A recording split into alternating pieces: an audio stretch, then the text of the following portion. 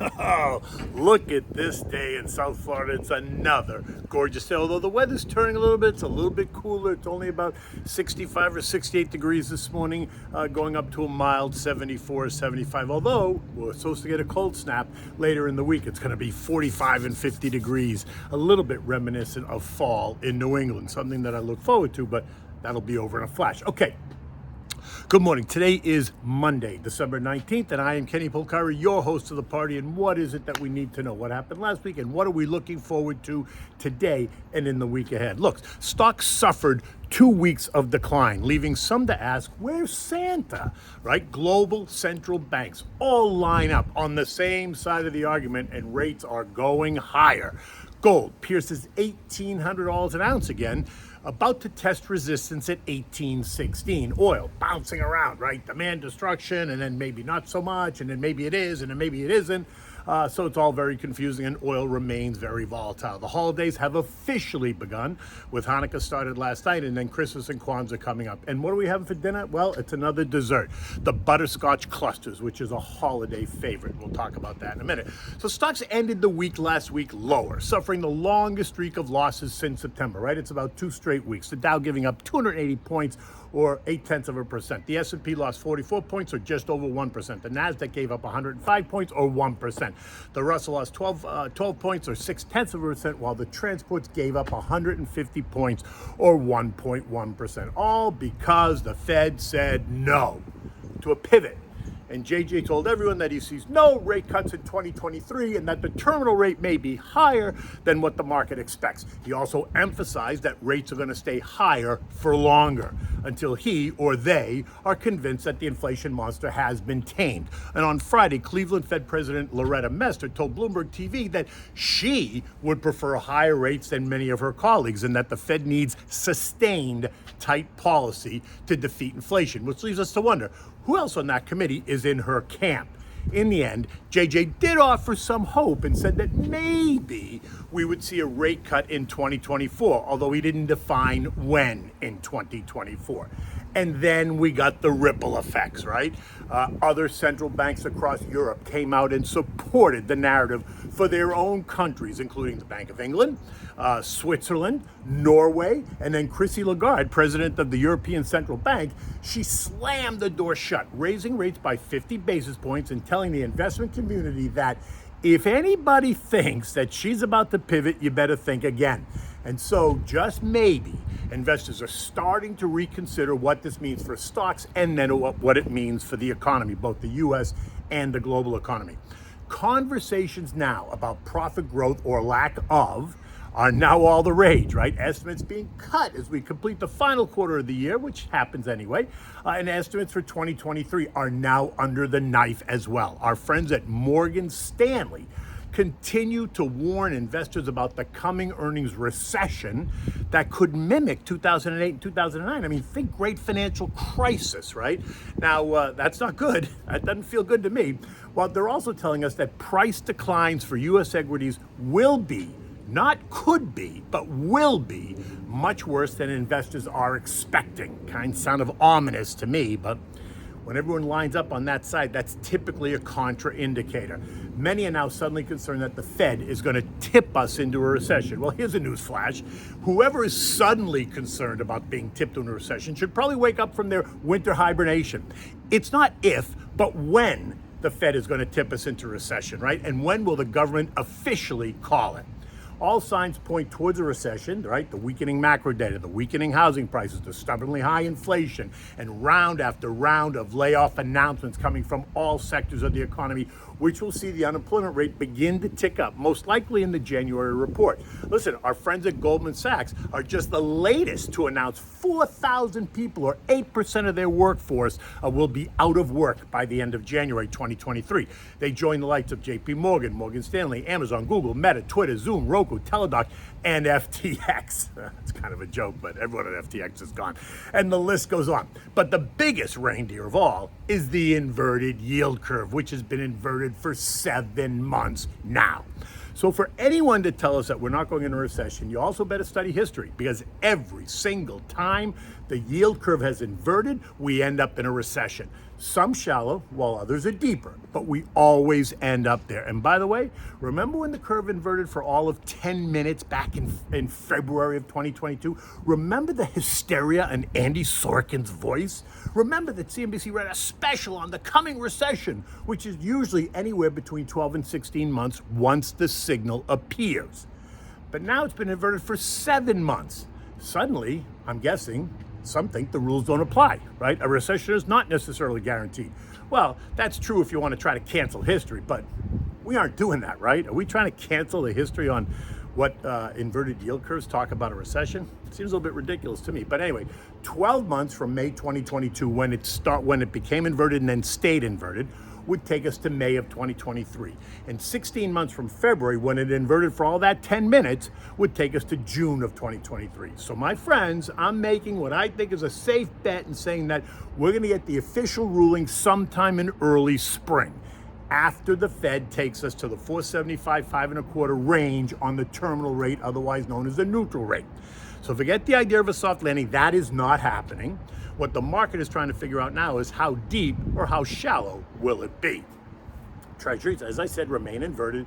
The 2-year rallied nicely, though, sending the yield falling to 4.175%. The 10-year, though, remained relatively flat, yielding 3.5%, closing the yield gap from 80 basis points to 65 basis points. But the important point here is the curve is still inverted. Oil continues to thrash around, falling by $2 a barrel on Friday as the conversation centered around the demand destruction in the face of a recession.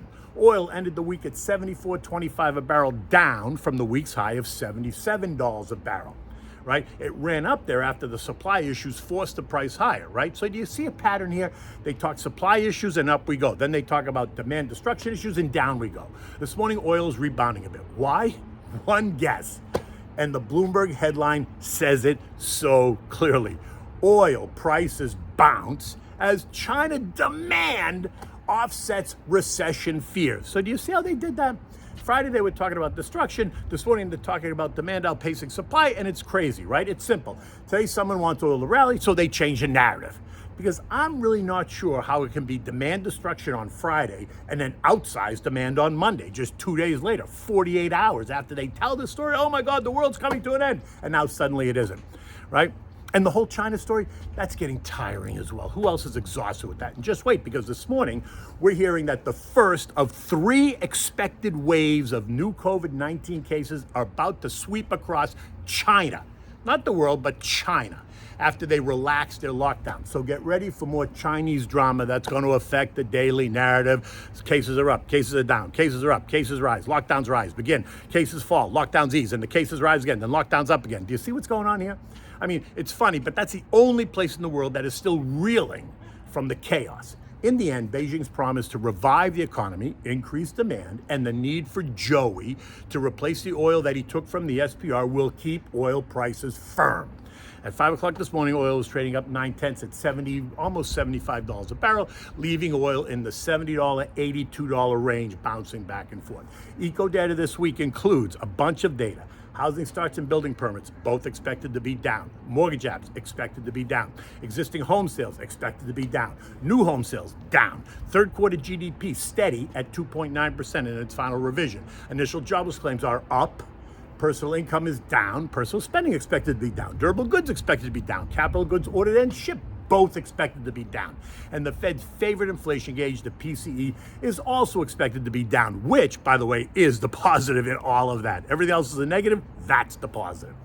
Gold has been moving higher ever since the Fed confirmed further tightening, right? This morning it's up 0.3% to, or $6 an ounce, right? It's now trading back above $18 an ounce, and it remains in the 1740, 1860 range, and it feels like it's about to test the upper limits. Now, this morning futures were teasing higher. The Dow futures up 72, the S&P's up 10, the Nasdaq's up 28, the Russell's ahead by 2 points. It just feels like a bit of a bounce after 2 weeks of losses ignited by mostly the monetary policy commentary. The headlines today are going to include really 2 things. One is SBF, Sam Bankman-Fried, how he's given up fighting extradition to the U.S. because apparently the accommodations at the jail in the Bahamas not to his liking. So I guess we got to ask, what deal did he make with the feds and what deal did he make with the DNC? And second, The headline's going to be about the informal Twitter poll that Lonnie Musk posted on Sunday evening, right? I guess it was a 12-hour poll, so it expires sometime early this morning. Should he quit Twitter as CEO or not? And as of 6 o'clock this morning, 16.5 million people responded, and 57.5% said yes, he should quit. And so, now what? Lonnie says he's going to abide by the results, but the poll doesn't close until later this morning, so the votes are still coming in, and we know how quickly the results can turn, especially when they find boxes of uncounted responses. I mean, you gotta laugh. You can't make this stuff up. Here the guy spends $44 billion, and then he's asking Twitter people whether or not he should quit. It's comical. European markets are higher as well this morning, right? Also on a bit of a bounce after the beating they took last week as well. At 5:45 this morning, European markets were all up about 0.7 just across the board. There was nothing significant happening. The markets were just kind of bouncing, right? And remember, it's the holiday week. The S&P closed on Friday at 38.52, down 44 points, piercing the trend line at 38.63, trading as low as 38.27 before finding any support. Recall that I told you if we broke the trend line, then the algos would kick in and go into sell mode while the buyers stepped aside, and bingo, that's exactly what happened. We pierced it, and boom, the bottom fell out, and down we went. Right? The S&P has now broken all three trend lines, leaving the next stop, should it go lower, at about 37.20-ish. So today's going to be a key day, right? If we attempt to rally, we're going to hit resistance at 39.30, which puts us in the 37.20, 39.30 trading range for now. We're entering the final 2 weeks of the year. Market moves are going to be exaggerated in both directions, just FYI. The holiday season has officially begun, right? Hanukkah began yesterday, Christmas Eve is Saturday, Christmas Day is Sunday, and then Kwanzaa begins on the 26th and ends on the 1st of January. Any attempt to move higher in the Santa Claus type rally is most likely going to take us to the S&P 4,000, 4,100-ish range by year end. Continued declines could see us retest the October low of 34.90, which is a significant move lower. I don't think it's going to go there, but you never know. Expect more year-end tax loss harvesting, right, during this time, which could dislocate some of the finer names and provide an opportunity for the long-term investor. Be ready to put more money to work in names you have researched and like, and maybe names that you already own that you want to add to. If not, sit back and enjoy the holidays. Remember, you need to have a plan. You need to stick to your goals, take advantage of dollar cost averaging in your long-term tax advantaged account. Overweight the stuff that people need. It's like a broken record. I hear you, but I have to keep saying it, right? In this time when people are nervous. Overweight the big, boring, yet beautiful names that pay decent dividends, staples, utilities, healthcare, and energy, right? And then you're going to complement that, but underweight with other sectors that you like that may outperform in going into 2023, but are expected to outperform in the end of 2023. Okay, so what are we having for dinner? It's not dinner, this is really a dessert, and it's one of my holiday favorites, right? They're Butterscotch Clusters. They're not pretty to look at, but they are so delicious, right? It's a personal favorite.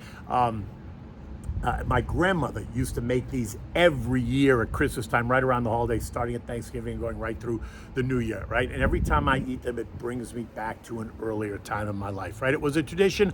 I used to do it with my girls when they were little, and it always brings a smile to my face and joy, right? I made them over the weekend. You can find the picture on my Twitter, which is at Kenny Polcari, because I'm going to post a picture after I post this video. For this, you need a bag or 2 bags of Nestle Butterscotch morsels, right? You need salted peanuts. Lightly salted is better, I guess, than heavy salted. And those Chinese lo mein noodles, you know, kind of the crunchy ones, right? Now, you want to begin by setting up the double boiler. Bring the water to a boil in the bottom pan so that the top pan gets nice and hot. When it's ready, add the butterscotch morsels and stir it with a wooden spoon until they melt. So just stir it, and then they'll start to melt. Once they've melted, you're going to add half a can of the noodles, maybe 3/4 of a can of those noodles, and half a can of the peanuts. You want to stir it, coat it up, break the noodles up. You'll hear them crunch and coat it with the butterscotch, right? Once it's all coated, you want to just take a big spoon and take a scoop, and you want to just plop them down on some tin foil or some wax paper, right? Just take a scoop, plop, scoop, plop. So you can see they're not going to be pretty, but they are so delicious. You give them about 10 minutes, 15 minutes to cool down. Once they cool down, the butterscotch hardens, and then they become solid, so they won't fall apart, right? And if you're in the warm weather like I was, I just took them and I put them in the fridge for 10 minutes to help them cool faster. And then once they're cooled, you can set them up on a nice plate, put them on your Venetian dessert table that we're going to talk about as we get closer to Christmas. Anyway, look out for the picture that I'm going to post on my Twitter. In any event, it's a gorgeous day here in South Florida. Until tomorrow, take good care.